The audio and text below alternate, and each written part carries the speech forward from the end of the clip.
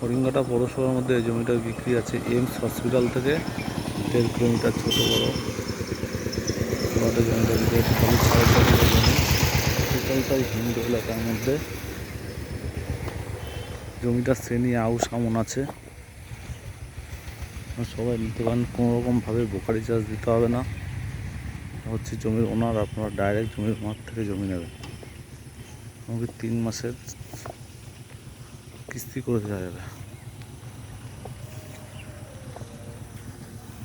রাস্তার কাজে আচ্ছা,